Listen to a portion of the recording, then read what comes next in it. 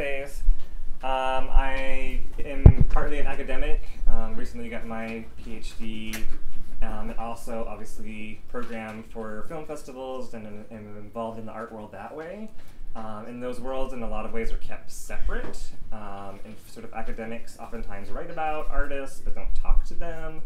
And artists get written at, and they don't ever meet the people that are writing about them and so forth. So I really wanted to create a space where artists, academics, and audiences are like all interacting and talking with one another about common issues and interests. So that was the main guiding principle of this. And the other idea is that I wanted it to be a non-traditional kind of conference format. So the idea of having it here in my house, in PJ's house, so welcome. And if you haven't, there's coffee, there's tea, there's food in the kitchen. Feel free to grab some at any point. Bathroom over here in the hallway. So the idea was to have it here in this living room to kind of try to make it more of an intimate, conversational type experience, where it's like a family setting, like we're all family and we're talking to one another rather than the typical, you know, here's the table with a bunch of panelists speaking on it, and then, you know, the audience is like in the dark over here, and it's very separate, and there's kind of sterile kind of feel to it. I wanted that sort of salon, like intimate feeling to it. So that's the inspiration, and then it's the last of the three, which have all been really going amazingly well, and actually been one of the highlights, I think, for me of the festival. So I'm kind of sad this is the last one. But today's topic is gender and performance. Maybe the most broad of all the topics we're talking about, but hopefully that opens up all sorts of possibilities for interesting points of conversation. And with all three of the panels, they're all leading into different performances throughout the festival. And of course, gender and performance really touches on pretty much everything we're doing at this festival. You'll meet the panelists in a second, but two of them have showcases coming up. Zackary Drucker has a retrospective of her work later today at Salvage Vanguard Theater. And Kirya Traber will be performing Overheard tomorrow at 6:30 p.m. at Salvage Vanguard Theater. And without further ado, I will hand this over to our wonderful moderator, Guttiérez from UT. Great. Thank you. All right. Yeah. Great. Good morning, everyone. Good morning. Good morning. Thank you, Kern. Thank you, PJ, for opening up your house, for creating a queer salon for us to talk about. I really appreciate this space, the idea and everything, the feeling that I get from being in a non-sterile among family, and also you know, sort of create a conversation and to sort of talk about some of the, you know, sort of the topics I also, as an academic, I write about, right? But often have very little opportunities to engage with artists and on the same sort of space. So I really appreciate this, and it's also great because you know, I'm meeting and learning from, you know, the artists and the academics that are not just going to be talking here today, but also all of you. I know some of you, but I'm so looking forward to hearing from some of the people that I do not know in this room. So what I want to do, first of all, is sort of introduce you to our guest speakers, our panelists, and I'll just sort of name them and they'll walk in. The first one is Prum sitting Oak.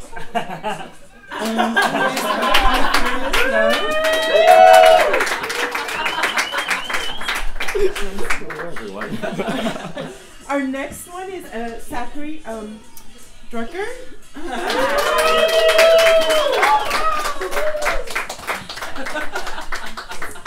Next up is Kirya Traber.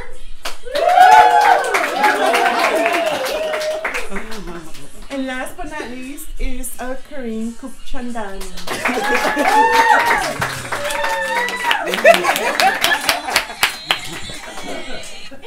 Awesome. So just sort of to open it up to begin, I'm just going to tell you what I did and how we're going to right away step away from the script. I sent them some questions. I sort of was asked to create a little bit of a brief narrative with some prompt questions, and we'll address them, but they kind of had to do with the ways in which artists and also, teachers, because, some of us, especially this person here to my right, is not just a performance studies scholar, but also is a practitioner of sorts, right? And over here to our left, we have practitioners. So I want us to sort of also think about the ways in which we are all teachers of us to a certain extent, right? So one of the prompts was about pedagogy and the ways in which we understand the ways in which gender or the troubling of gender has been theorized, especially in the last 25 years, and also sort of its limitations within academic circles. But of course, we know that the troubling of gender is, has a long history and tradition, not just in the US, but beyond. So I wanted us to sort of think about the ways in which, we insert ourselves and de-insert ourselves outside of, academic discourse when we trouble gender, right? And as both practitioners and pedagogues, and I guess, again, not to sort of divide those two, but to actually sort of bring them together.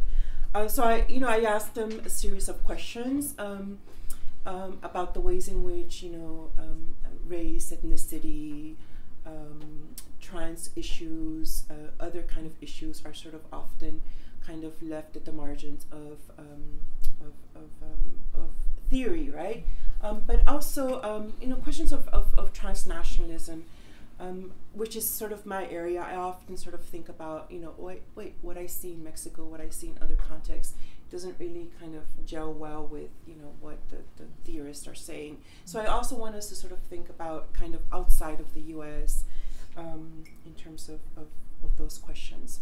So I'm just going to, in the interest of learning from the people here today, I wanted the first question kind of just for you to sort of introduce yourself around, the issue of the troubling of gender in terms of your own work, whether it is as a practitioner or as a scholar, or, and again, as I said, as we're all teachers. Can you just sort of speak, and we can sort of, we don't have to go in order of anything, so whoever just wants to begin is perfectly fine. Oh.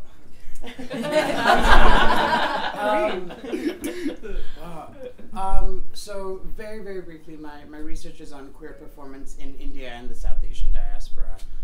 And what I try to do is focus on social dance as opposed to theatrical dance.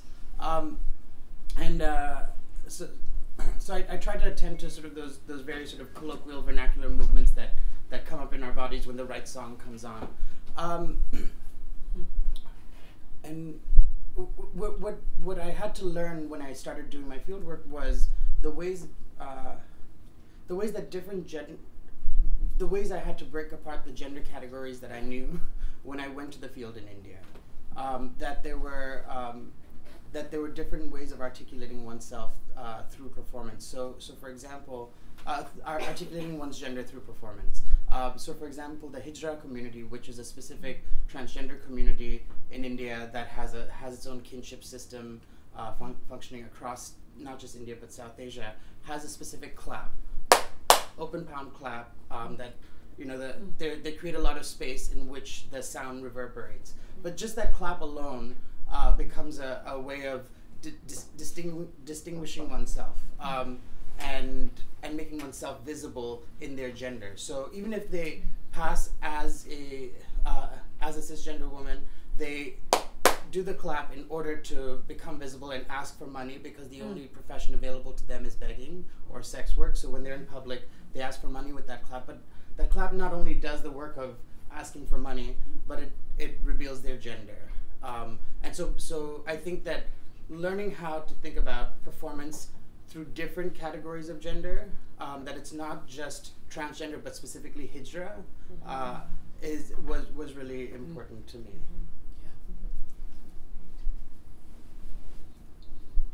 I'll go next. So, my name is Zackary. I make myself visible by having kept my name despite transitioning many years ago, 8 years ago or something. I kind of considered changing my name actually, and realized that if I had done that, I'd be accommodating the rest of the world and not myself. And I kind of felt compelled to keep it as a decisive move towards being out and maintaining my identity and history, and not just sort of evaporating like many trans people do, because our choices are, you know, disappearing or hiding. That's obviously changing in the 21st century, thankfully. I've been an art practitioner my whole life. I think as an adolescent, I used photography as a place to reimagine myself. So I used to kind of dress up in my mom's old dance costumes and prom dresses, and my parents would take a Polaroid of me, and I had this photo album of Polaroid pictures with all these kind of feminine personas. And I consider that like my first artwork. So I think it always kind of provided a place to escape the confines of the physical body. I have, you know, kind of like a familiarity with trans discourse and academia, but moreover, I have the lived experience as being a trans person. And I think that so much of the discourse around transness is sort of dominated by cis people kind of evaluating the binary.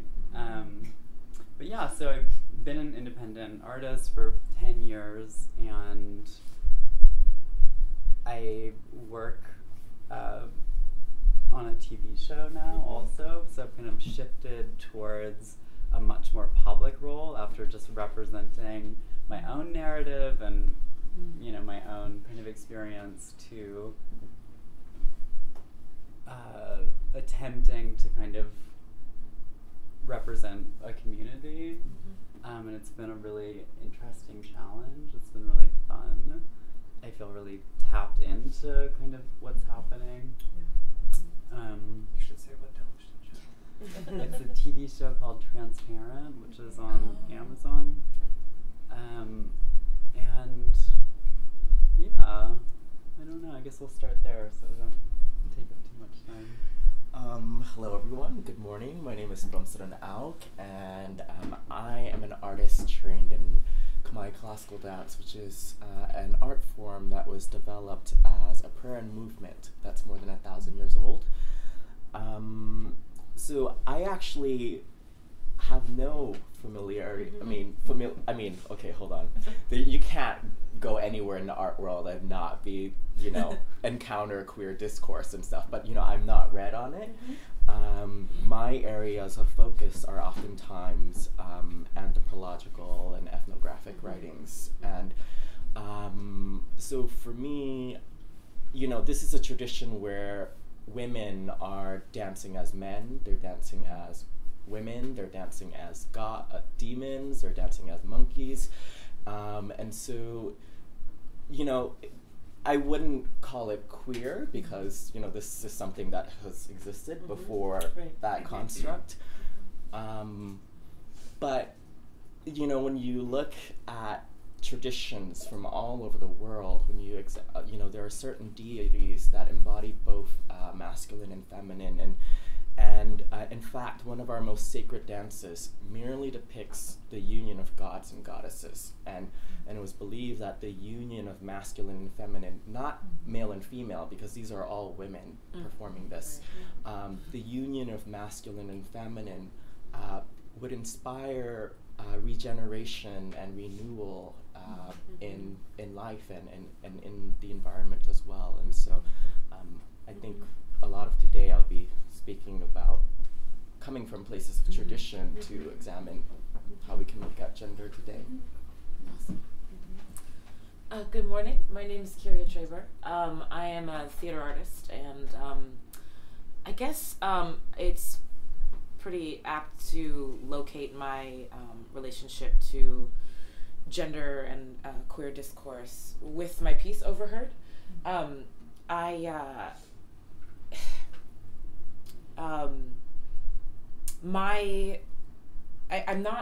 a scholar. I didn't get a PhD and all that stuff. I took the usual gender studies courses that you'd expect a queer student to take back in undergrad. And so, I have a past familiarity and, engage in it. I would say that generally my interest then and now has been more focused on race discourse, and I'm also probably aware of the artificial dichotomy between those things. That was my first entry point into gender studies, and Judith Butler Gender Trouble was coloring it and talking about what was missing from that standpoint. This really awesome professor I had at San Francisco State, Amy Tsuyoshi, was doing some really excellent work on that, and I was grateful to be her student, and that really was my education. So I mention all that to say that my solo show Overheard was actually, in a way, sort of me contending with the gender discourse and or just sexist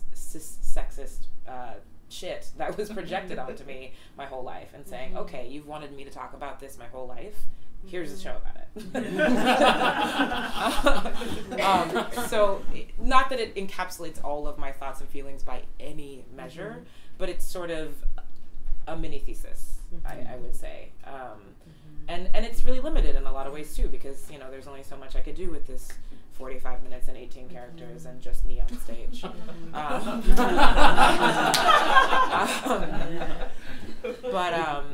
Yeah, I think that, and also I was raised by a second wave feminist mom, which was both beautiful and challenging and all these things. And I'm, like I said, very much, my work, my life is dealing with issues of race and class, and that comes to head a lot with feminism. And so, yeah, I could say a lot more, but I'll leave it there. So I wonder if we could sort of just continue your initial comments, because I think they were great, and I think everyone here wants to hear a little bit more about each of your experiences. But I guess sort of in thinking about a way to sort of put all these comments in the form of a question for all of you, I'm kind of interested in the way, what are the sources that you draw from, right? I was really interested in sort of the question of the Polaroids that you just, as kind of like your sort of personal archive that you now see as your first body of work, or that you draw from those sort of traditions, right? Or the ways in which you yourself also sort of in the field work, and the sort of bringing in questions of definitely race and feminist, sort of a lens into thinking about those. So I'm wondering sort of if we can kind of go back and say a little bit more about those sources that enrich, the ways in which we are, I'm just going to sort of say it, pushing boundaries, transgressing, whether it is, in the classroom or through scholarship, or, with your own work. Yeah. Does that make sense? Yeah. Anyone? So. I have an answer to that. Yeah. One of the places I draw from is my interviews that I do with gay South Asian men who have sort of become transnationally mobile with the globalization, the IT industry, but this whole globalization process leaves them feeling very isolated in wherever they have moved to, and so I collect these interviews, but I'm going to be publishing a book and articles, and they're probably not going to want to read it, and they keep asking, when are you gonna publish this, and books take forever. But one thing I've done is created a performance out of it called Lessons in Drag, where my drag character Lahore Vajistan shows up to substitute teach a class for me. But in that process, I use their interviews and I play clips of their interviews with their permission. But I play clips of their interviews and integrate them into stand-up comedy and sort of some of my own life stories as a way of teaching material that is already theirs, and opening up a conversation because it's a classroom, right? And so she's like, "What do you think?" You know, but that the classroom becomes it acknowledges that the classroom is always a performance already. But drawing from their stories and sort of mixing mine in, I think, is this way of implicating myself in sort of being a displaced transnational subject in the ways that they are articulating for me. And yeah, so I think that's one way I bring that together. And then sometimes Lahore also goes in and substitute teaches my rail classes. And my students are devastated. Devastated? Yeah. In a good way. In a good way. Devastated. You know, I can identify with what Kirya was saying. I think I draw a lot from the history of social justice movements, from feminism, especially. And my mother, too, was a rad femme, a trans-inclusive rad femme who introduced me to gender trouble at a young age when she went back to graduate school. So I read at 14, like with a dictionary. And like, you know, sentence by sentence, deconstructed it so I could understand it. But I also discovered Kate Bornstein around then. I shoplifted from Barnes & Noble. As well as, you know, all the things that were coming out in the 90s, Les Feinberg. I was telling Curran last night, even the Bambi Lake autobiography, like whatever I could get my hands on, and was trying to kind of like piece together an identity based on what I could glean in the suburbs, and of course without any real representation of trans people in pop culture or media outside of Geraldo and Sally Jessy Raphael, which was skewed, to say the least. And I think that sort of using those tools to, you know, move in, and I always see transness, especially, you know, on the continuum of feminism rather than, I mean, you know, there's parallels to any social justice movement, really, but I kind of envision it on the continuum of feminism. I think I draw a lot of inspiration from listening to, you know, other people, and I try to do that more than talk. And creating relationships with elders in the community also. There's so few of them who have survived. You know, I have like 3 close relationships with trans elders in their 70s. They're rare, right? Because it's been such an unsustainable life trajectory. And many of the people who would have transitioned that long ago did kind of evaporate and assimilate into heteronormative culture. So there's these very few sort of outsiders. And some of them are in the films I'm going to show later today. Flawless Sabrina has been really influential in my development as a person. I met her when I was 18, as well as Kate Bornstein and Holly Woodlawn and Alexis Del Lago. I could name a few. But kind of through those relationships, I think I've understood a survival strategy. Yeah, I don't know what else I have to say about that, but we'll come back. Yeah. Okay. Inspiration. Yeah, but also transgression, right? Right. Yeah. So I think for me, you know, I remember being 16, 17 when I first started dancing, and I was just thinking, what's wrong with me? You know, like these, you know, like my teacher is saying, you're a man, you know, you're a man, dance like a man. I mean, not that aggressively, you know. But your body felt it. But you know, like being 16 and 17 and very like uncomfortable with my sexuality. I remember how difficult that was, and I remember thinking like, how is it that I love this tradition so much that is also at the same time putting these cages on me and on who I am.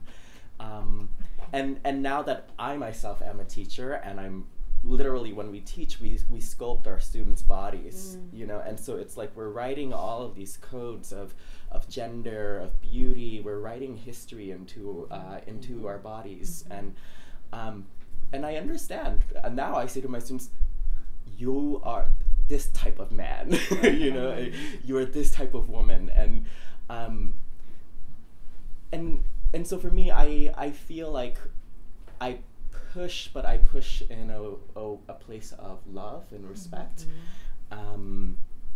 because, you know, the tradition is actually very open, you know, like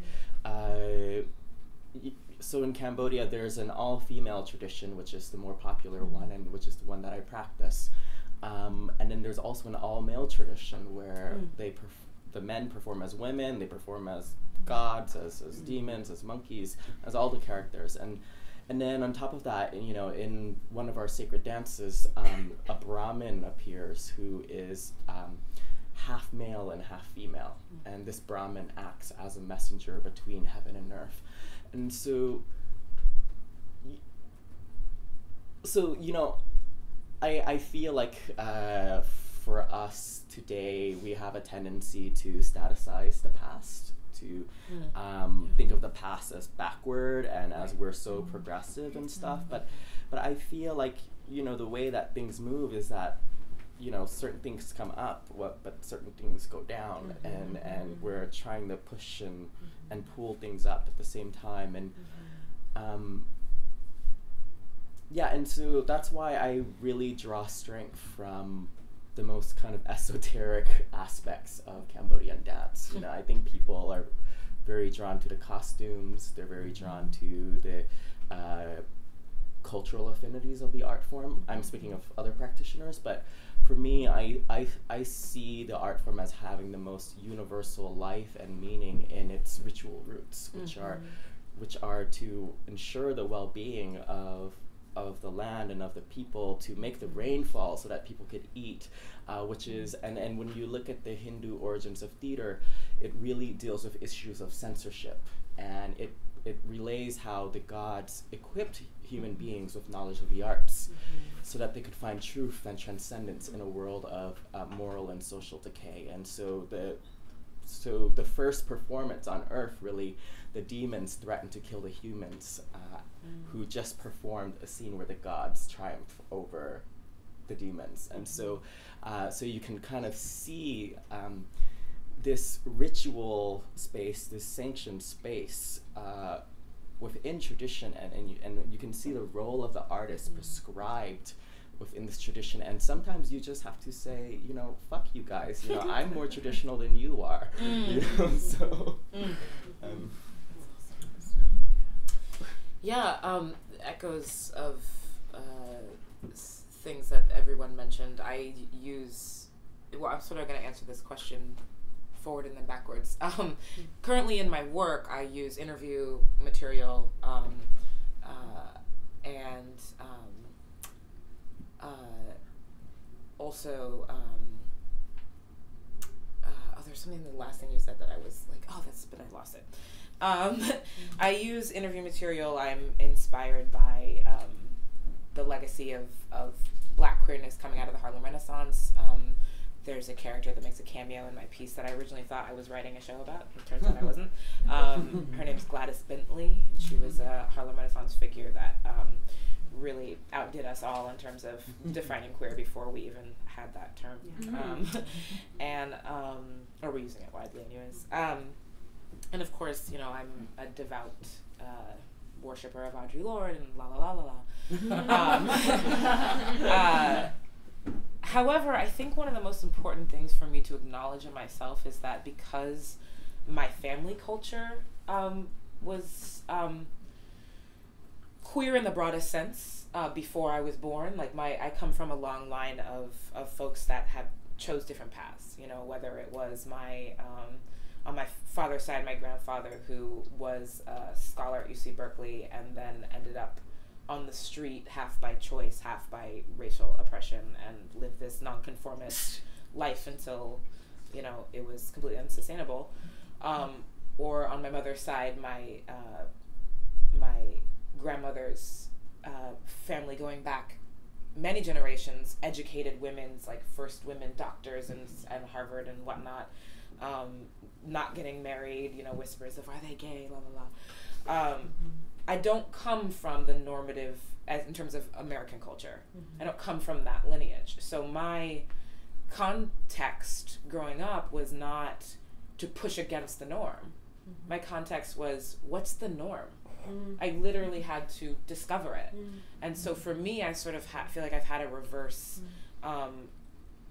awakening as a budding artist, discovering the uses of normative discipline in my art, of pop culture. Like, it wasn't until my mid-20s that I allowed myself to like pop music because I had been schooled that was, you know, patriarchal bullshit, which it is, but it's also really fun. So, and then in my late 20s, I went and decided that after almost 10 years of being a performance artist, I needed more discipline, and I went to get an MFA in acting, and so now I'm trained in the Method School of Acting, which is all about, you know, what white men think is the right way to act. And that was painful, extremely, but also useful, and my craft is better for it, I think, because I'm able to, from a place of first and foremost honoring the outsider, the other, the queer, I can say, okay, here's the mainstream, you know, massive sort of unit. I'm just going to take this corner right here because I actually think that I can make something cool out of that. Yeah, I think that's what I wanted to say. Great, and I think, you know, again, my follow-up question, and I'll stop talking in a bit, and I'll stop asking questions, I should say, and allow you to also pipe in and ask questions or comment or, you know, make it more of a conversation.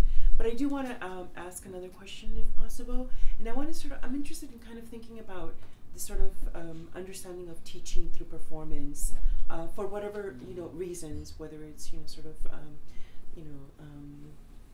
I don't know, hating on patriarchy because we should, right? Or for whatever it is that, you know, that we want to sort of articulate through our performance, through our teachings and so forth, sort of in thinking about that, but also sort of the question of translation, and translation understood here in sort of in a broad sense, right? So translation and teaching in order to sort of say what we need to say, okay? So translating, whether it is, you know, the ways in which those interviews become, you know, performed through your character, or, you know, whether it is, I'm really interested, and I'm sure many of us are here also interested in the way that, you know, that kind of like more experimental avant-garde stuff has now sort of transitioned or translated to television, right? In terms of the question of the television show you're working on. And then also, of course, here sort of, you know, traditions, how traditions also are, you know, translated outside of the context in which you're working now in Southern California, right? So thinking about that, sort of, who are our audiences? Why is it important that we acknowledge who our audiences are? If so, if not, when we do that translation and the teaching through gender performance. And I don't mean to go back here. We can, you know, I'll kind go of. before. All right. I think for me, actually, my first audience is always the tradition,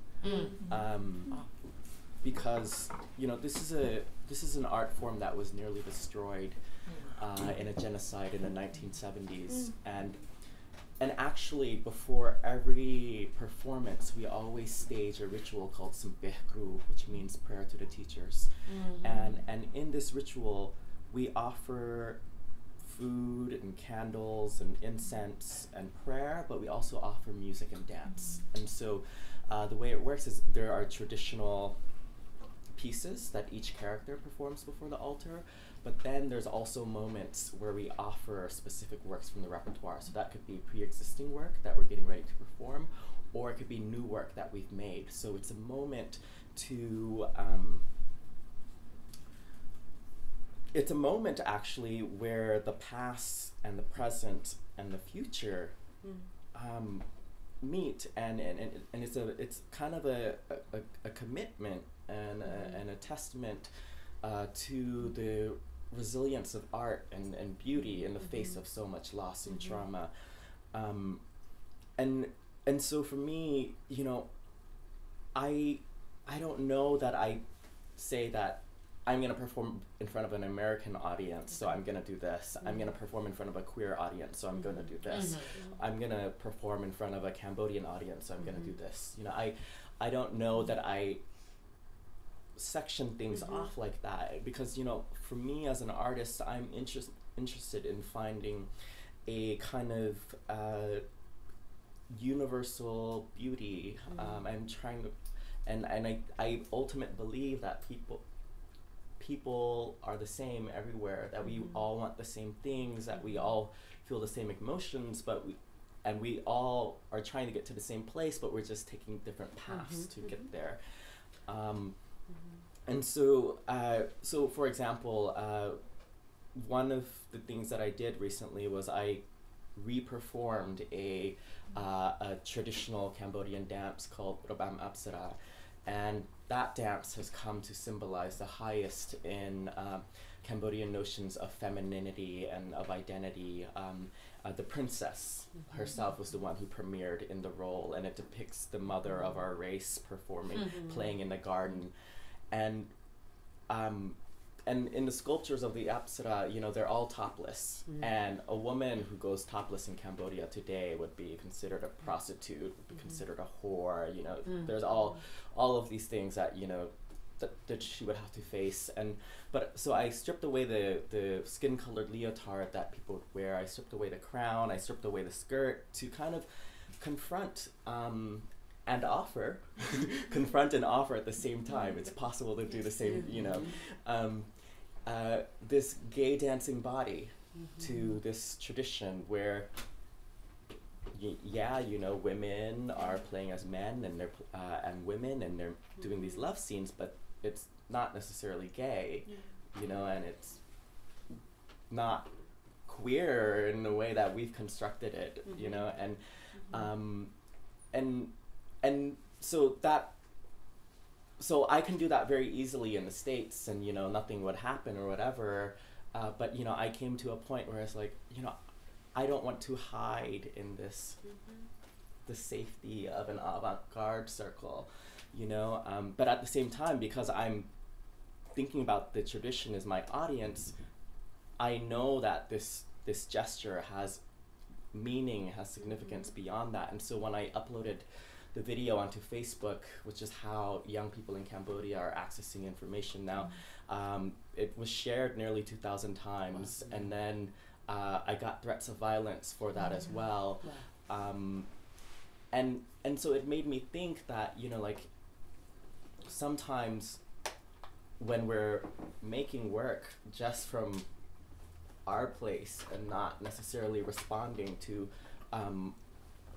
other our environment, it ends up being like a satellite in a sense, where yeah, sure, it may mean nothing here, but in Cambodia it's kind of crazy. And so for me as an artist, I realized I can do this, sorry, not a satellite, but a lighthouse.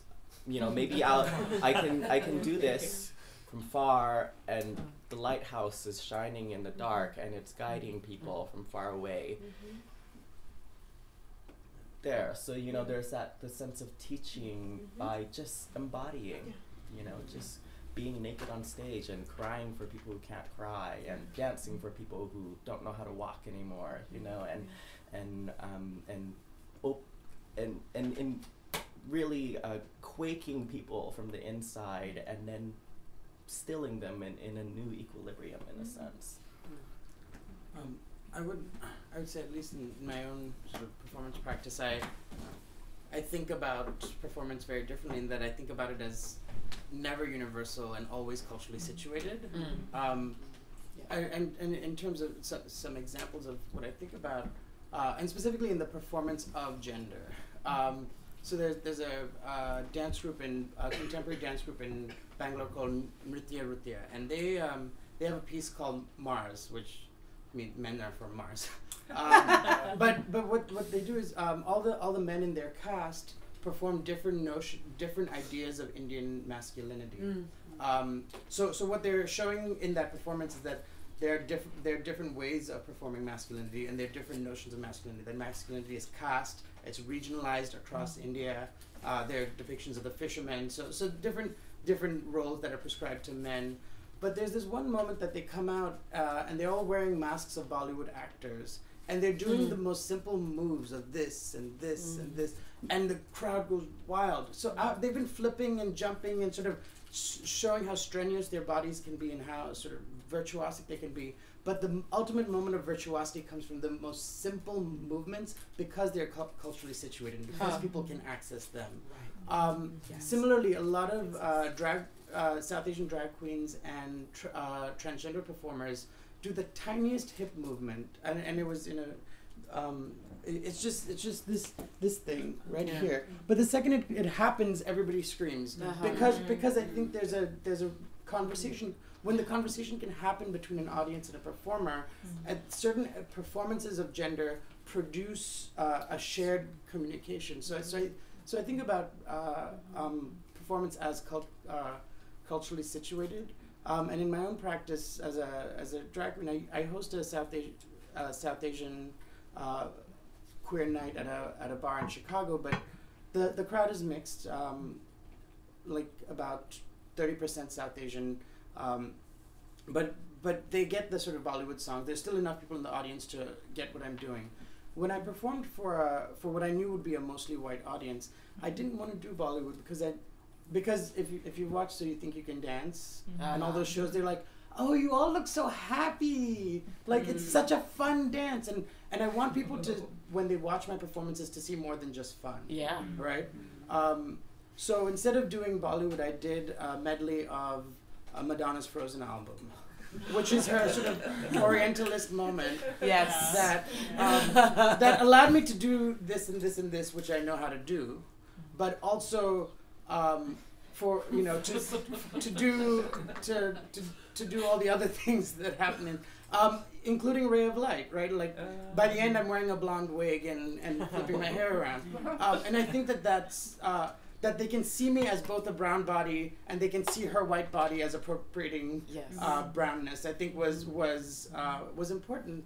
But I think thinking about it, and also it's you said this transgression and respect that this and I think Frozen is something we should respect and uphold, and has such an important to me as I did that performance out of devotion, but it also was about transgressing what most people understand that album to be, and so I think acknowledging your audience and being able to dialogue with them through culturally situated notions of race, class, culture, all of those things are important. I gotta jump in here because I actually have a little trouble with the construct of teaching, because there's implied in that is that someone holds the knowledge and is giving it to somebody else, and that doesn't really. I am also an educator. I work with teens mostly, and I'm a student of Paulo Freire and Pedagogy of the Oppressed, and it's always exchange and it's always dialogue, it's always discourse, and nowhere else more than in my performance, I really find that performance is the only place where I can fully articulate myself, using the full range of my body and my voice and the audio. Like I don't want to do film because I need a live body to exchange with. That even in the silences, the small gasp movements, there's so much conversation happening that I'm able to engage with in a way that in my daily life I feel completely constrained and incapable of fully responding to, or even wanting to respond to, or feeling safe to respond to. But in performance, I have that space, and I want to invite the audience to have a space with me as well. And I think, you know, one of the ways that I do that is because my work is somewhat sourced from interview or often, you know, observed, found text. I offer mirror, you know, as it's appropriate. And I also, I mean, especially in Overheard, like I said, I'm performing 18 characters, but also my costume is me. Like, I'm not wearing a bunch of wigs and masquerading. I'm my body performing all these things to say, this is how I heard you. Is that what you meant? You know? Or one of many things. And I think also this idea of access is really important for me. And I don't know, I'm still working out this thought, but it just came to me. I mean, in the spirit of this conversation about how are we as practitioners, you know, contending with academia. And one of the ways that I think about that is undoing the academia in terms of, in a cycle, not in a way that it shouldn't happen and there should only be this kind of, no, it's all relevant. And I think there's experience, and then there's academics that I'm so grateful for that can help articulate it and break it down for me to say, oh yes, thank you for these words, so that I can define my experience and help to, you know, discover more about myself. And then I'm living again and still, and your words aren't always enough. And for some people, those words will never encapsulate their experience or feel safe or appropriate for them.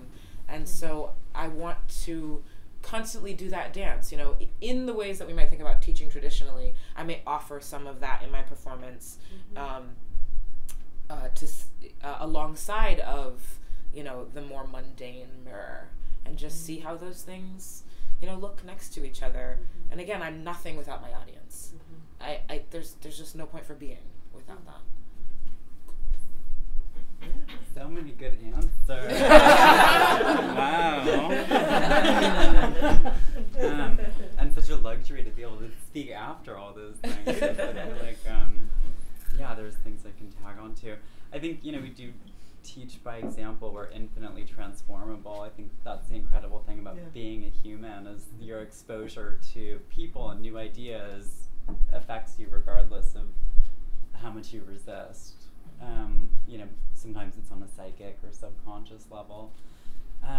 Lorraine O'Grady, one of my favorite artists, breaks down the sort of distinction between the enabling audience and the consuming audience. Do any of you know this? No. So she talks about, you know, the enabling audience being the people in this room, the people who inspire you, the people who you make work for, right? And the consuming audience is anybody outside of that. Right? But this is what happens. In pop culture, what we've seen is a pandering to, you know, an idea of mainstream or an idea of normative culture, which includes a tremendous amount of diversity, right? But that trying to find that common denominator and speak directly to the consuming audience is a trap. Because it's not universal, right? And that's why our, you know, pop culture has been so diluted for so long. It's trying to find this elusive, you know, normativity or common denominator. But the paradox is, the more specific you are, the more universal it is. So, like, I've always found, especially when it comes to trans stuff, which is what I return to oftentimes, is there's this staggered legibility right now where you have people who know nothing and are still saying, still using words that haven't been used in the community in many years. And then you have people who are really advanced, right? Like the conversation has moved rapidly. It's evolved rapidly. Like most people don't even know what cis is, you know, what that term refers to. In case anybody in this room doesn't know, it's non-trans. It's somebody whose gender identity matches the sex they were assigned at birth, which is 99% of the culture. Yes. But anyways, how do you address you know, all those staggered kind of levels of legibility. It's a challenge, but you know, ultimately you have to speak to the most advanced people, because you know, if you're failing your enabling community, then it's no longer cogent. Yeah. So Kareem, is this a good moment to open it up to people? Because I'm sure there's questions. Okay. I have two questions. They're not related, so I'm going to be greedy and ask both of them. My first question is about, well, I think you all were talking about representing your gender in performance, representing gender in performance, confronting gender in performance, and I'm wondering if you can talk about discovering gender in your performance rather than just reflecting it, but representing it, you know, how that was part of your development, I guess. And then I just had a specific question for Zackary, because I love transparent, and I love what you just said about consuming versus, what was consuming? Enabling, yes. And I think that's what works about that show, is that it is produced for the enabling audience. I wonder if you agree with that. I mean, they were open to it, which is really cool and really exceptional, because, you know, the way that television is made is, you know, there's somebody at the top of the food chain that's golfing at the end of the day.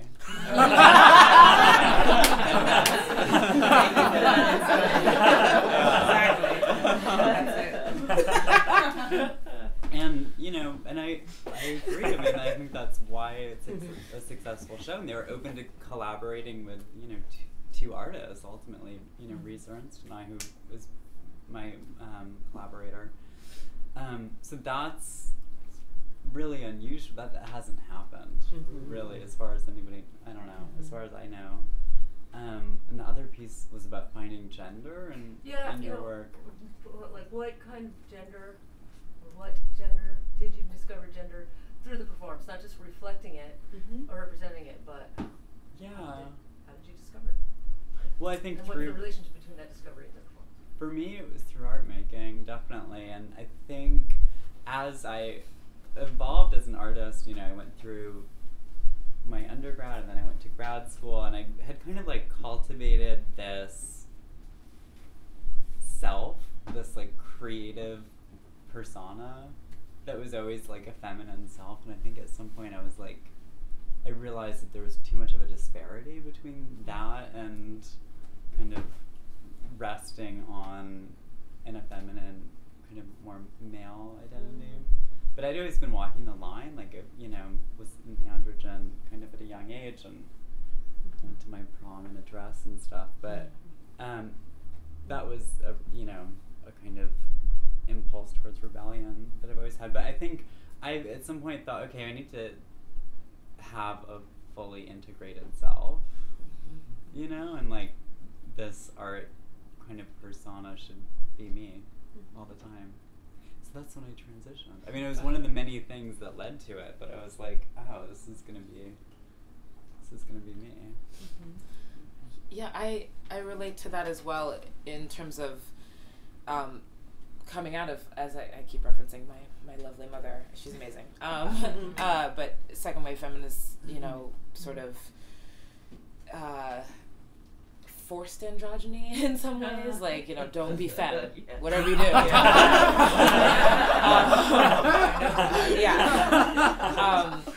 And then also quite palpably being biracial and seeing the parts of my mother that were feminine as utterly white and inaccessible to me in every way. And so I realize now that I was completely a femme from the beginning, super high femme, and yet was, you know, sort of crunching that down to be like, that's not safe, that's not politically, you know, where I should live. And so I was sort of living like this, you know, in ignorance of my body, like I'm fine, I'm doing all the right things. And then it was, you know, like I said, in my mid to late 20s that I started to just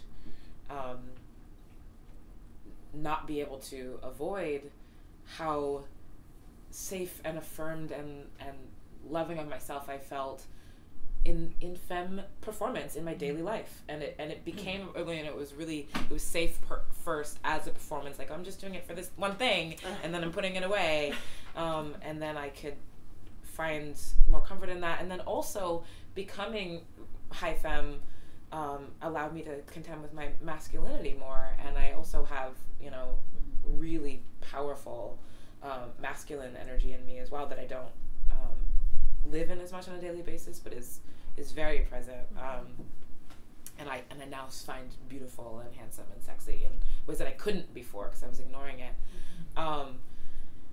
And so, yeah, like sort of how I started talking about Overheard and how it was sort of, okay, I'll talk about it. I had to. Everybody else saw gender in my performance before I did. I guess is the way to say that. Both in my daily performance and in my stage performance.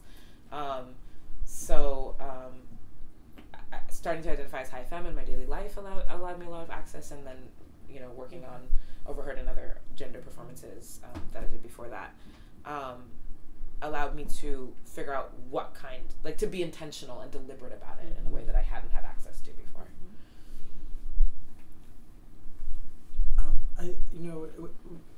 When you ask that question, it really sort of it brings me back to Judith Butler, in that we have to think about performance as everyday life. We have to think about our everyday lives as acts of performing and always making our gender, right? And in making our gender every day, we're making our subjectivity and who we are, who we believe ourselves to be. And so even in choosing to perform different kinds of masculinity for myself, I create certain anxieties for myself when I have a beard and I'm going through the airport, right? Like I'm producing a certain effect in my body through a performance, and I make myself conscious of how I move through the world. In wearing shorts in India, I'm like, oh, I'm cute and I got legs and whatever. But then people ask me, like, why are you walking around in your underwear? And my friends, but it's just sort of, it's a question of modesty. It's a question of cultural context.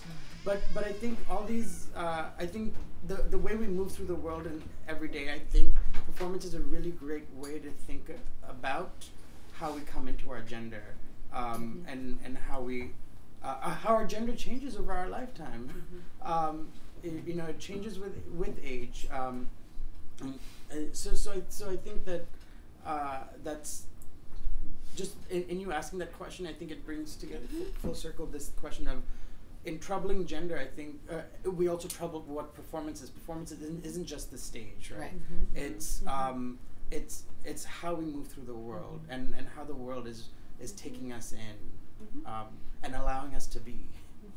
But you still call yourself a performer, and so it's interesting because I think that's almost like the for granted is, okay, we're always performing our gender, right, every day, and then I'm just so curious about, how does a specific practice or discipline that we call performance, how does that shape what is already, I think, a very expansive idea of gender and performance. Yes. But specifically gender, I'm interested in. Yeah, I mean, just to think about the communities I work in, the Bollywood dance circuit, which is actually super huge now in North America, is binary coded, and the men have to perform a choreography that looks different from the women on stage. And so I'd be the one, like, learning the women's steps along with them, and then I'd be like, no, the guys have to, like, even it's time based, right? The men are rehearsing at the same time as the women, so you're never allowed to learn each other's choreography. And I just try to copy when I'm, like, in the wings. But this is sort of the disciplining of gender that happens on stage. When I perform in drag, the kind of attention my body gets makes me very aware of my cis male privilege, because people see me with boobs and they'll come and touch them because they think they can, and so it's suddenly dressed as a woman, I suddenly become aware of my male body and my male privilege. And I think that so performance is both the on stage, as we call it, is both the site of disciplining gender and opening it up as well. Yeah, I think it's really interesting, and I'm really interested in how does certain kinds of performance create gender, or a concept of gender, or an experience of gender, expansive gender, that otherwise wouldn't be possible. Okay, I will stop following. Does anybody? I mean, I'll just say, you know, coming from a tradition where you have very specific images of what a man looks like, what a woman looks like, you know, I've had to piece by piece, detail by detail, construct these images and break them down at the same time. And I think that, you know, like for myself, you know, I identify as male, and but at the same time, you know, I'm very much so aware that some people think I embody the feminine much more. I've had men come up to me and say, you know, you embody the feminine more than, you know, more than women. And I've had moments where the star in my teacher's company, who she's known for performing male roles, she pulled me, she said, "You're gonna dance this love scene with me right now." And I was playing the female role, she was playing the male role, and it was like energetically, it all just made sense, you know. And so I, you know, coming from a tradition where lines of gender are being crossed all the time, we're coming from a tradition where the body is just a shell, it's just a surface, and that's not the truth. You know, when you think about ideas of reincarnation, it's the soul that passes on, it's the spirit that passes on. Or you read about these stories where people are constantly transforming into different characters and stuff, you know. So I think I don't know, like I feel like I'm coming like far left from this, but like it's me on stage, you know, and I'm not interested in transforming myself into a woman on stage or transforming myself into a man on stage, but rather channeling and embodying these qualities in a way that only my body can. So, thank you. Yeah. Sort of, I guess, sort of in the same vein as what we've been talking about, and I'm going to try to articulate this out of my brain. So, I guess I am very aware and have been in my own practice and, you know, in consuming other people's work, or enabling other people's work.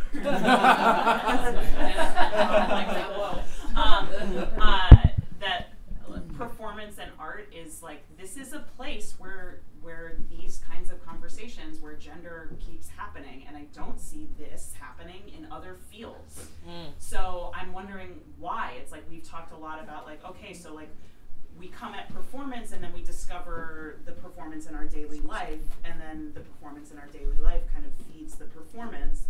But then like, so then like coming back to the performance, like why are we doing that? Who are we reaching by doing that? Like we know how it's serving ourselves as artists, and we know how it's serving the enabling audience, but then like a step beyond that, like why are we making art about this and not like other things? Is that clear? It's a big question. Just, is it a question about how the discipline itself kind of regulates, how confined these conversations? No, not so much as like a bigger question of why does this keep happening in an artistic space? You know, and not in a critical way so much as like what I don't know, I haven't discovered what that is. Well, I think this is something I haven't started thinking about since Prum brought it up at his talk back, but this distinction between art and cultural practice is, I think, worrisome for me. Again, this Bollywood dance circuit isn't considered art, right? It's what South Asians in America do to preserve their culture and sustain community, but it's not art. And I think we have to start thinking about art as a community practice, and so we have to be taking art into public space. We have to be finding new spaces in which to that deserve this kind of critical work that queer art is making. And so one of the dance group that just won it's called Bollywood America, did a queer piece, and it blew people away, and some of the judges were horrified. somehow they got to the finals and they won, but this distinction between cultural practice as something that communities do, and then art as something that happens in an insular world, I think has to break down. And if we think about the work of performers in nightclubs, you know, I think that and I think this festival does that, but acknowledging that they are artists, and that they deserve to be paid for their work, but that they're also, you know, keepers of cultural and community histories, and that they are making community. They're doing the work of making people feel like they're in the same space, and that they matter to each other. I think that they're figures who help us dismantle the distinction between art and culture, and I think that that's somewhere where we can start thinking about art not as insular, but as happening all the time all around us.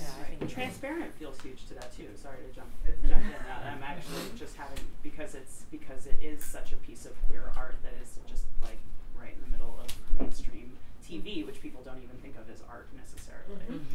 I think, you know, I have this altruistic idea that artists will have an expanded role in society. I mean, not least of pop culture, but artists in academia, artists working in traditional forms. And I think that as, you know, coming from a visual arts background, the art market has become more and more rarefied, and it's 87% of the work sold in the art world is painting. And, you know, much of the rest is sculpture, so it leaves the rest of us working in ephemeral mediums. It's like, how are we going to survive? You know what I mean? Like, how do you sustain? So, like, I don't know. I don't have. Oh, go ahead. No, I was just gonna say also, I think because as people who practice ephemeral mediums, it's an embodied form, and so we confront people, and, you know, a picture of a nude person is not the same as a nude body on stage, you know,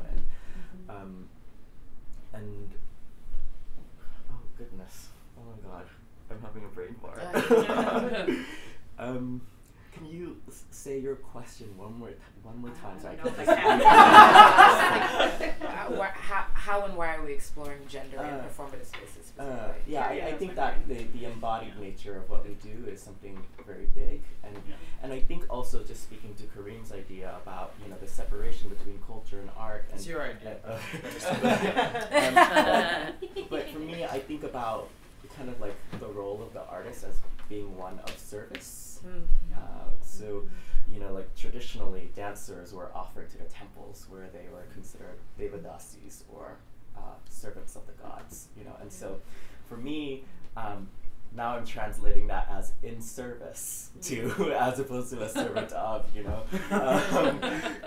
But I think that as artists, we have a responsibility. We have a gift, but we also have a responsibility to share our voice, and I think that you know, the last thing that you want to live by or to go on stage by is to kind of be a flower that never blooms, you know, and never shares itself, never shares its scent, as some people say. Yeah, I think about that a lot as, you know, how am I serving my art form? How am I serving my community? How am I serving the tradition? How am I serving the world? I think it's possible to do all of those things at the same time. I want to just take a minute to put this woman on blast. Her name is Sarah Lyons, and she's the director of my show. She has many things to say on this subject as well. But I guess if I was to take a quick stab at it, it brings me back to this question we have about like teaching and educating, and that I think that absolutely I agree that there is no separation between our cultural knowledge and our artistic practice, and that's the way we still communicate, just as we did through, you know, what we consider now to be like ancient oral history it's still happening through, you know, reality TV. That's the same thing. The difference between the average consumer and us in the room is the way we engage with the art, is the idea that we come to a piece of art ready for the art. We're saying, I'm here with my lenses on and I want to look for these things. But I think that there's opportunity in that. I mean, I am an educator of young people, so I think about this a lot when I'm thinking about working with people who are having their first experiences with art in a critical and analytical space. And that the way we invite people to engage and question is probably the most revolutionary thing we do, more than the information we feed them. But to say to a young person, you get to have questions about this thing that you're looking at, is actually going to transform all of culture. Yeah, this has been a really exciting conversation for me as a teacher, and someone whose teaching might fall into the realm of gender theory.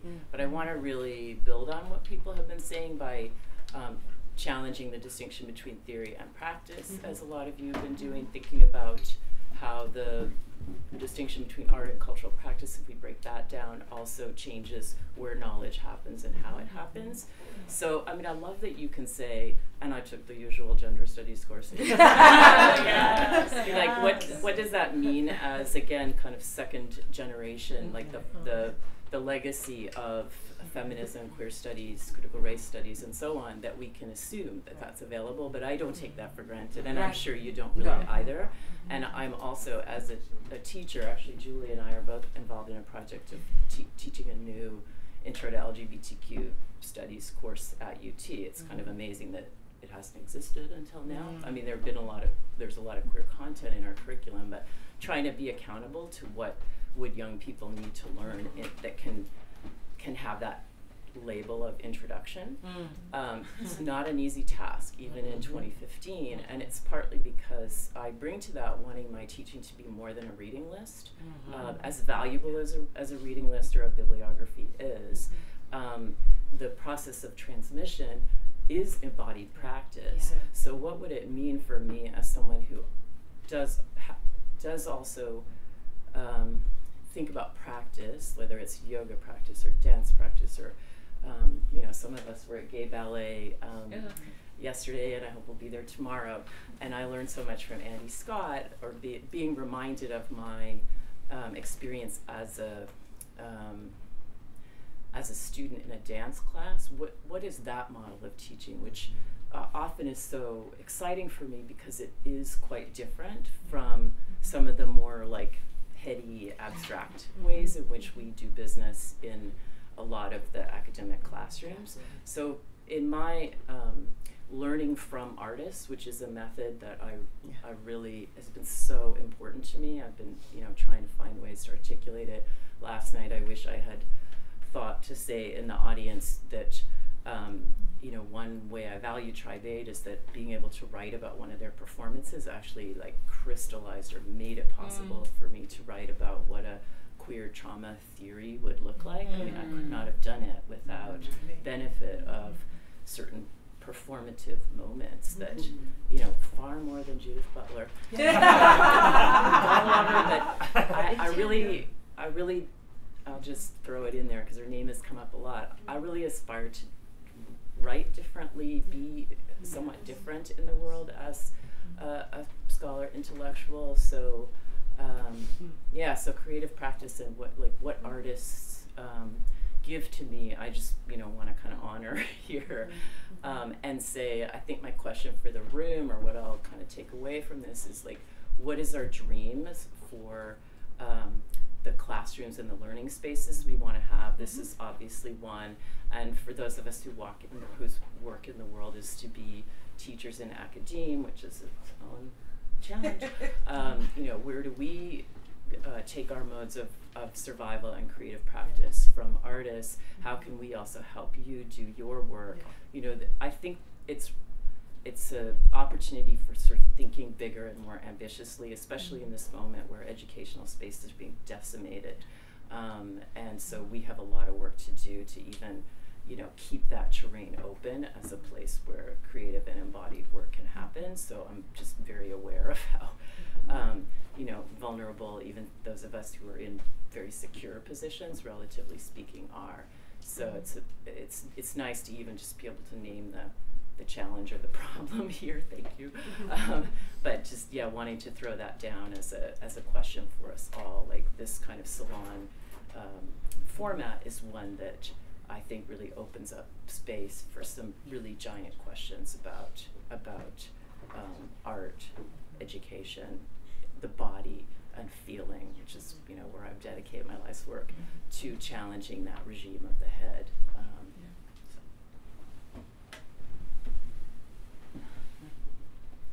I just had a thought about the why this comes up in performance, and I just think around it in terms of like daily living. Like anybody whose gender is not perfectly normative is performing every time they walk down the street, whether they want to be or not. And so.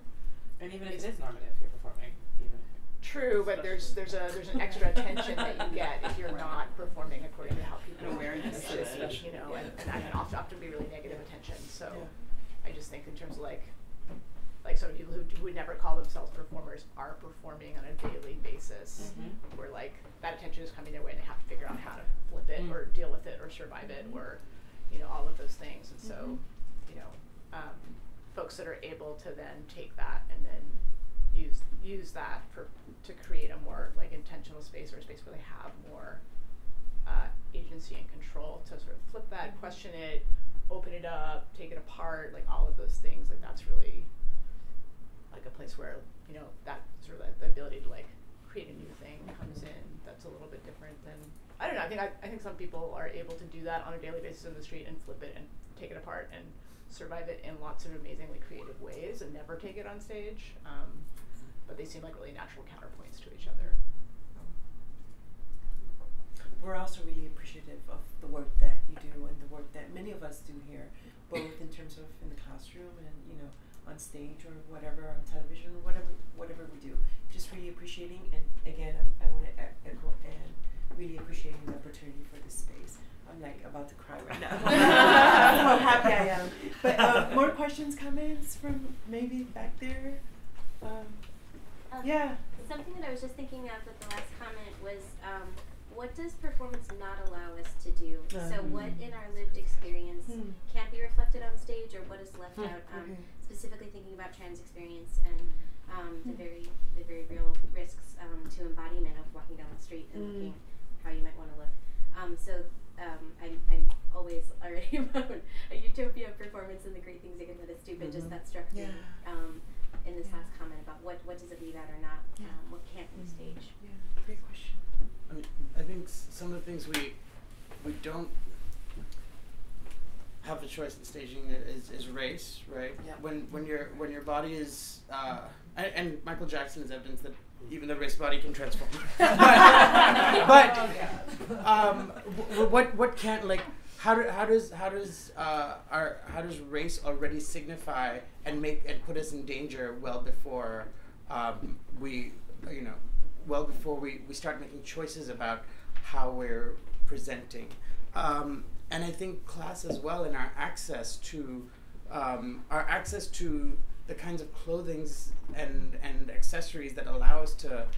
So there are other material contexts that shape how we move through the world. That performance and I take pleasure in like these small gestures that come into meaning, but those gestures are placed on bodies that have material elements that can't be manipulated or controlled or have to, or if we're thinking about electrolysis and body hair, you know, like it's so expensive just to remove those. One of the things Gayatri Reddy writes about in her ethnography of hijras is the competition over these macro tweezers, and just the access to that tweezer alone creates sort of uncomfortable dynamics between the hijra family, you know. So I think that it's such an important question, because you're asking us to contemplate what is the material context in which we make performance. Who and then on top of that, who gets access to an artist space? You know, like So when we talk about everyday life, when we talk about the art world, who gets to go into that artist space? Who gets to go into academia? Whose parents can coach them into writing that essay? Like so I think you're it's a really important question to think about the material conditions under which we produce performance. I have a comment that sort of links the last three comments we heard, which is, you know, talking about an educational space that's not just of the head and discourse, but also can be embodied in terms of talking about how when we are other, we are constantly on stage, whether we choose to be or not. And then this idea of like safety, and also what I heard in that is like choice and power. And I think, you know, I'll speak from the I in this case and say that and I sort of referenced this earlier when answering the question about like discovering gender in performance, is that discovering performance meant intention and deliberate, and then I would also add like specificity and discipline, and that all of these things could be that in order to move forward in my life, in my work, was to first become aware of my physical body, what am I feeling right now?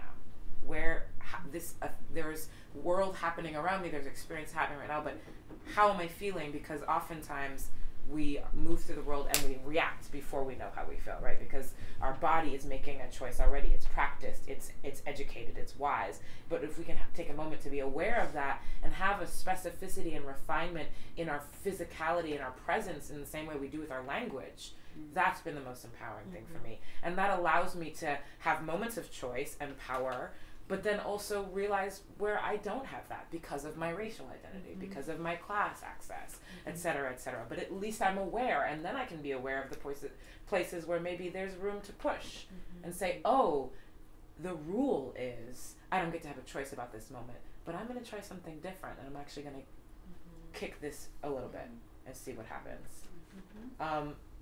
And even if that still results in the same barrier, the same oppressive resistance, being engaged with that in a way that's deliberate and intentional has a completely different outcome for me.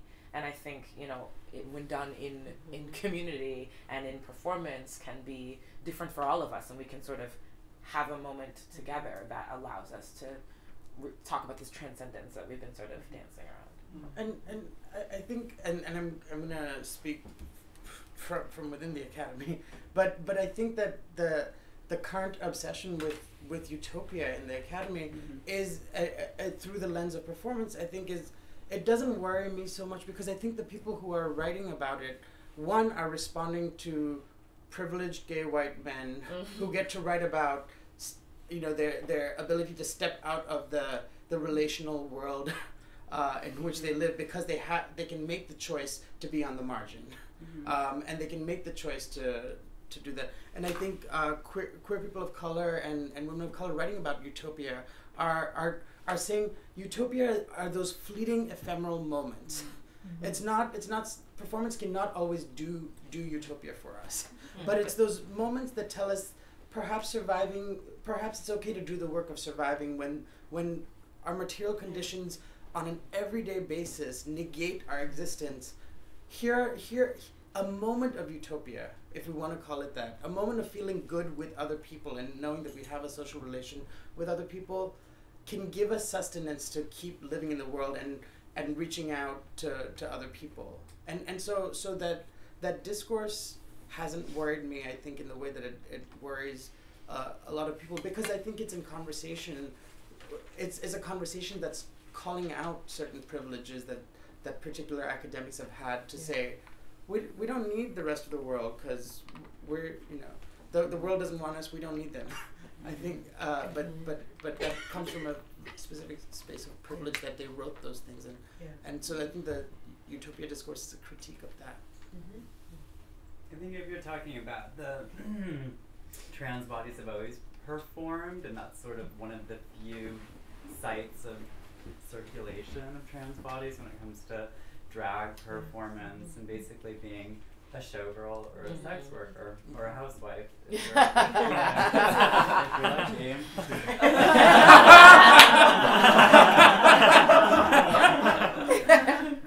and aside from, and then you have performing sex. I mean, trans women in pornography. I mean, that's where we're represented, basically. So their legs spread open. And there's, these levels of danger in being in a trans body. Being a trans woman of color is especially vulnerable. Trans women of color, it's basically a genocide. 7 women have been murdered this year already in the past 2 months. And it'll be 2,000 by the end of the year worldwide. I mean, that's across the board, right? But your question was about what can't you do in performance, right? I mean, I think that the performance of transness is sometimes, reinforcing systems of power, and that it's sort of evacuating the self and just mimicking an oppressive structure. And then paradoxically, you can see that as an empowering gesture as well. I mean, I think depending on how you want to evaluate it, but it's been one of the rare exceptions of seeing a trans body. With the revival of the ancient non-binary gender identities, with the revival of that conversation becoming worldwide, where people are getting legal rights to be non-binary worldwide, where the intersex population is gaining rights for their legitimate natural body in some countries, and gender-neutral bathrooms here in Austin, and all this stuff. With this discussion on the forefront, and this being the new wave, how is your performances going to change? Do you see that changing? Or what does that mean to your own culture, personally? And how do you see your performances developing with this becoming such a visible thing, where even trans bodies, we're defying the standards of the binary trans body as well. There's a big division right now, I think, within the trans community. You see these new communities forming, like women-born transsexuals, who adhere to an old idea of transness, that they're kind of the Harry Benjamin transsexuals. They don't want to be associated with gender non-conforming people or acknowledge that there's a spectrum. They really believe in the binary. They really believe that they were born in the wrong way. So they subscribe to this really arcane. Sorry, I shouldn't be qualifying. I'm not saying that it was wrong, that a binary system and a binary identity is wrong, because that is legitimate. But yet, how is it going to change your performances? I'm sorry.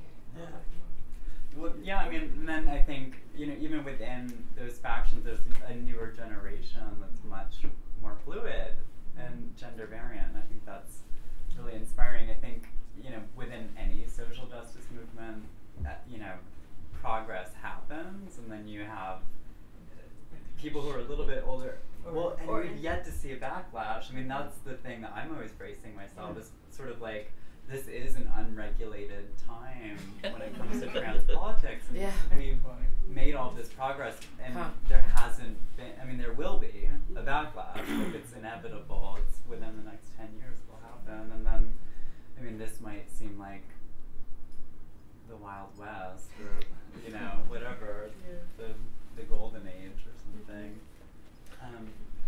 changing all the time, but I think, go ahead. I think for me, I think it's important to keep in mind context, and so maybe everywhere around you, gay people are getting married. There are, you know, all of these signs of progress, if we will. But I think it's important to keep in mind the larger world context. So, you know, you make, like, for example, you doing your work that maybe might not be as edgy or progressive as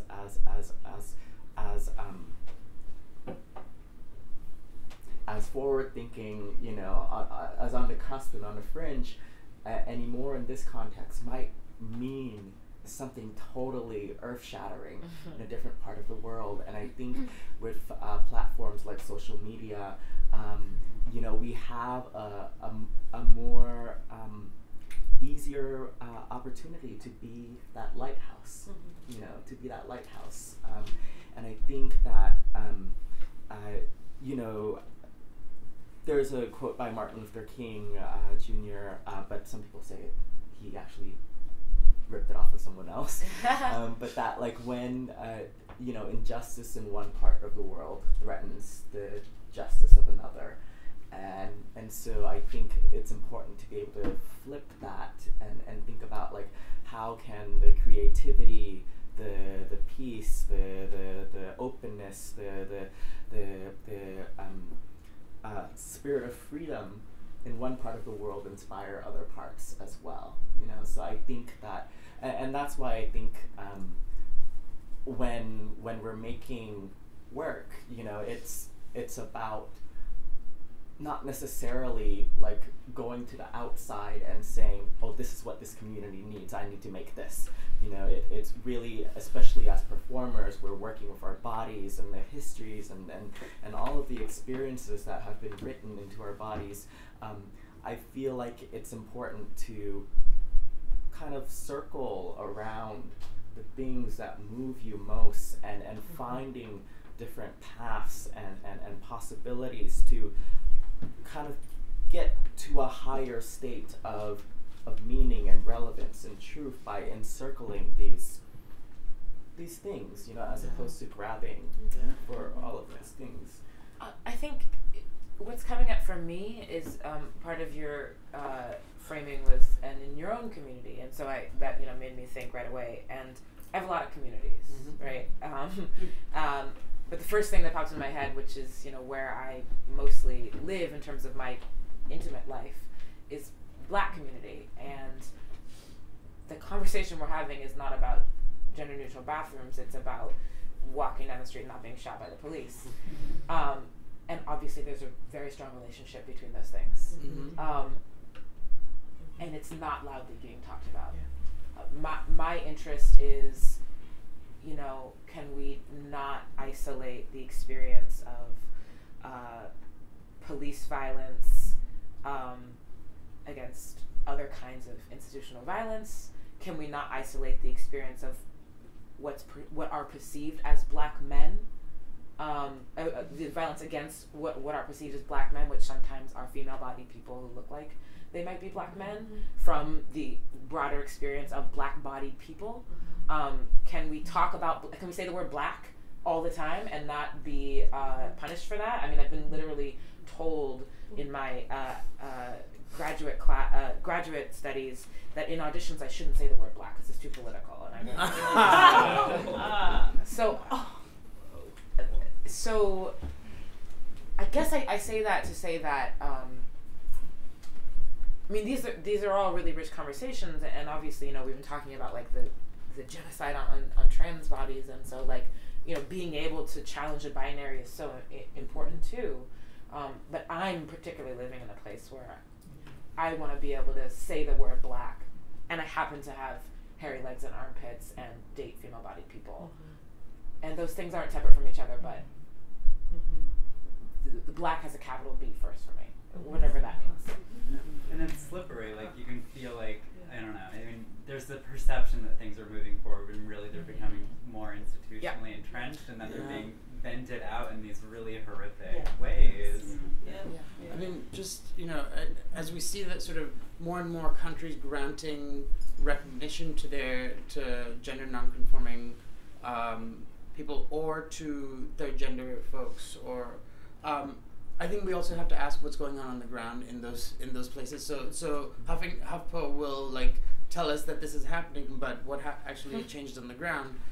In India, a third gender category was created at the state level, but sodomy was recriminalized. Oh my God! Right, so, and part of the discourse around that is that the third gender identity is something historical and rooted in our tradition for male to female transgenders. But for female to male transgenders, that doesn't exist in our culture, in our history, in our mythology. So we don't need to give them recognition. And gay and lesbian is a Western import, so we don't need to legalize sodomy. In Sri Lanka, they made, when this was revisited, they made sex between women illegal as well. It was only sodomy between men. They made that illegal. In Pakistan, intersex people have been given legal recognition, but transgender women are accessing that.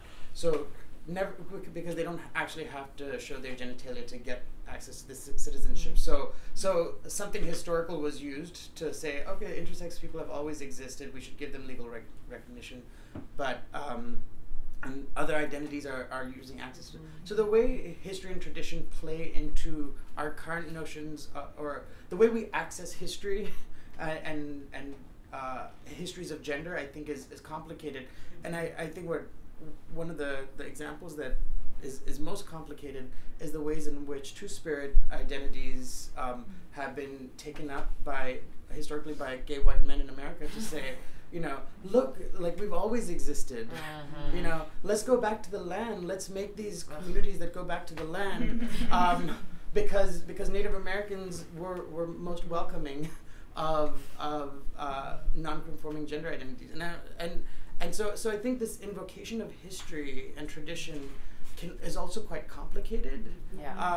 And so if we use those histories to perform our gender in the present, I think it has to be done with a lot of interrogation as to the ways in which things have changed, politics have changed, new kinds of fundamentalisms exist around gender and religion, and that jeopardize certain kinds of bodies, and I think that I love the attendance to mythology and the kind of possibility it reminds us of, and at the same time, I think we always have to remember that we also live in the present. Yep. Yeah. And I think also it's important to keep in mind here, laws in the books are very different from everyday realities. If we thought that racism doesn't exist after Martin Luther King Jr. or something, that would be kind of scary. So I think that as long as someone is struggling, I think our work somewhere in the world, whether close to you or far away from you, I think that the work will have significance. I really appreciate finding sort of the question of the involvement of the state, right? I think it's sort of what we're sort of circling around, whether it is the U.S. or beyond other contexts. So thank you for that. Always sort of keeping in check of what does progress means? Oh, new laws, but the state-sanctioned violence is still being enacted on certain kinds of bodies, right? So, okay, so anyone else have a comment, question? Yeah. I would love to hear. There's been some beautiful talk about elders and traditions and roots. I would love to hear your thoughts on how performance can help grow roots, help us find roots, help us speak to elders in ways, especially when those elders have been made invisible.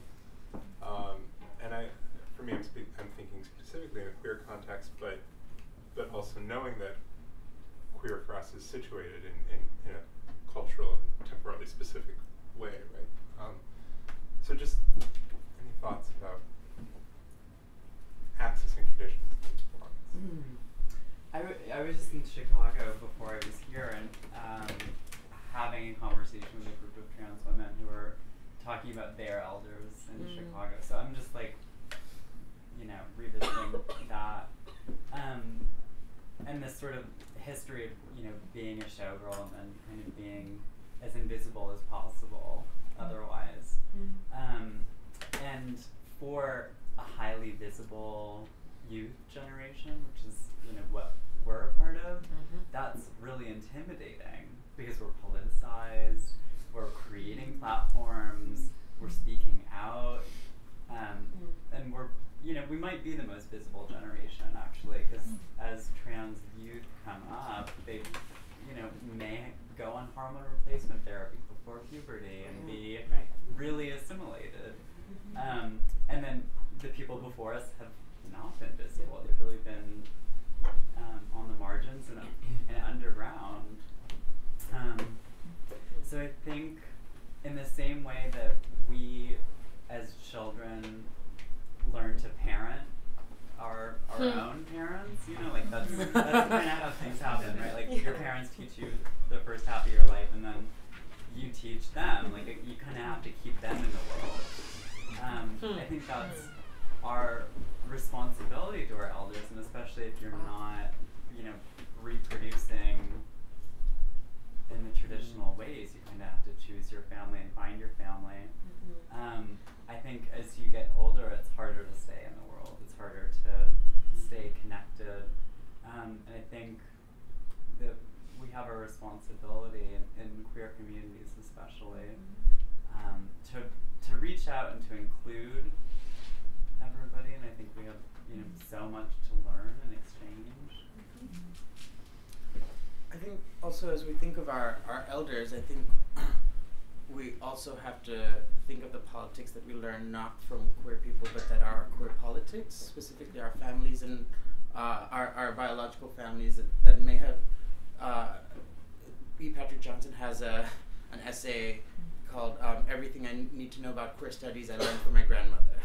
And he talks about how his homophobic grandmother actually, his homophobic black working class grandmother actually taught him a lot about moving through the world as a queer person well before he came to queer studies. And so I think that we also shouldn't, as we think about who our elders are, we shouldn't disavow those people who don't identify as queer or who don't sort of do their activism in the queer community as having laid the foundation for what our politics look like. I often invoke my mother as someone who very discreetly became the breadwinner in our household through doing sewing and fashion design as like the source of my sort of aggressive style, but like I she designed these things that I'm wearing, and I and that labor informs the way people see me as queer as well, right? And so I think that our ancestors may not always look queer, and I think that that's important to me. As for myself, when I'm dancing on stage in this form, what you're seeing is not just me, it's actually the love of my teacher and her vision written into my body, and that love and that knowledge and that hope and that sweat and that blood passed on to her from her teachers to her teachers to her teachers, and for more than 1,000 years, and so this idea of elders is very important. And so there are the elders who are immediately around us, where we have to teach them. We have to say, actually, this is what love for the tradition really looks like, and I'm going to show you what it looks like. And then there are the elders that come in the form of mythologies, that come in the form of history, that come in the form of these masks that sit on the crown. So when we invoke the teacher spirits, there's a mask that always sits at the center, and his name is Loktamani Esai, and he has a gold face and red eyes and white beard, and the red eyes kind of symbolize this fire that burns through illusion. And so some people look at his mask in Cambodia and they say, I feel scared when I look at him. I feel like he's very stern. I feel like he's very strict. And then I look at the same mask and I say, I feel like he loves me so much, you know, and I feel like he's so open, and I feel like he's so happy, you know, and so I think the way that we access our histories, the way that we draw upon our histories and our traditions to forge new possibilities for our world today and for our future, it oftentimes it's based on our perceptions and where we're at in our lives right now, you know, and so for me, that's why, you know, when I'm on stage, you know, whether I'm moving in the classical style or whether I'm not, you know, I feel like there's a sense of honoring and invoking the histories and the people who came before us, and it's important for that history to be alive in our bodies. And so, you know, sometimes in the tradition people would get possessed, and these are moments where lines of gender are crossed, where lines of age are crossed. And so instead of the teacher, you know, being the one pinching, sculpting, moving, all of a sudden a student is their teacher and hitting that teacher. And so all of these things are flipped, and the elders are always watching, they're always observing, they're always witness to this offering for the future, you know, and I think it's very important to always keep them alive in our hearts, and but also in the work that we make. I'm not sure that I have a thought on that. This has been truly amazing. I really like the way that it sort of kind of we kept kind of building on the initial conversations from the initial questions that I posed, and I really like this because I think that was one of the initial impulses, was to sort of think about the sources, what we draw from for our sort of gender performance on stage or in everyday life or in academia, or the ways in which we blur all those things.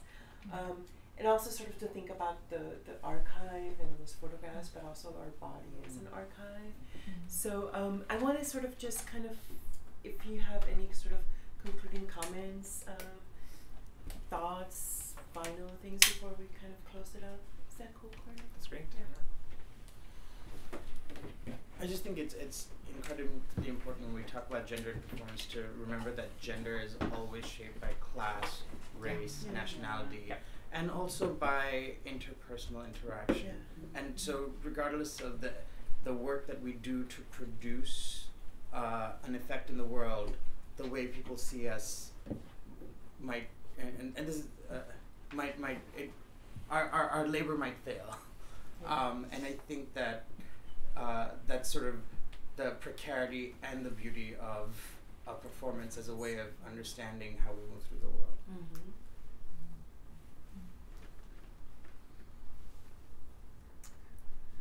I'll just say, I don't know, we'll see what happens as I speak right now. So yeah, going back to how I began with, you know, my show that is on Sunday, Overheard, being my, you know, mini thesis on gender. Like, okay, here it is. Here's all the dirt I can dig up for this moment. And there it is, and it's there. And I'm already working on a new piece. I have a new play with music that I'm developing in New York called Both My Grandfathers, which draws on my maternal and paternal grandfathers' histories to create this sort of like magical realist landscape that's told through the lens of a 6-year-old girl, and involves like an earthquake and natural disaster and storytelling spirits and all these things. I haven't, in any point in that development process, thought like, this is going to be talking about gender in these ways. But obviously gender is all up and through it. And so I say that to say that I had a moment that was important for me to say, I'm doing a show that's all about gender and race and class. And now I'm going to keep doing work. And it's in there, and I don't have to be as, and I needed a moment to like really take it on head on and have that be the headline, and then I get to sort of just walk away from that and let it live in me, and I'm sort of, looking forward to being able to be retrospective in another 10 years and look at the body of my work and see how it's threaded throughout, and not have to always be explicit. Leave that to the academics if and when they want to. Actually, one of the best experiences at one of the shows that I had in New York is a gender studies student came up to me and said, 18 years old. I'm writing a paper and I have to, find a performance that's about gender. I was wondering if I could reference your work. And I was like, I've arrived.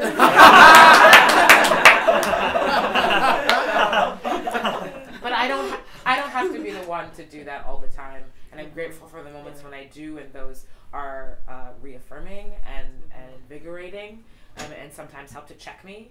And then I also get to walk away and not think about it all the time. I think, I always say gender is a journey, not a destination, which is something you kind of hit on as well. And I think that the story is always changing, and that we're, moving forward no matter what. It's been a great conversation. I had a fantastic time. Last word. All on your shoulders. Yeah, it's really interesting because I feel like after speaking here, it's like, I feel so kind of disconnected from the academic dialogue around gender that's happening, and for me, I think, like what Kareem was saying, it's just this idea of, not separating all of the different facets of who you are, aspects of who you are from one another. And I think, like for me, it's like the idea of like offering your fullest self. There's, if you really love something or someone, you're gonna give them everything, every single side of you, and not to hide, not to mask, not to, but just here I am, and I think that's what I do in my performance. I don't know that I wake up and say I'm gonna make a piece about gender. Yeah. So thank you all so much. Thank you.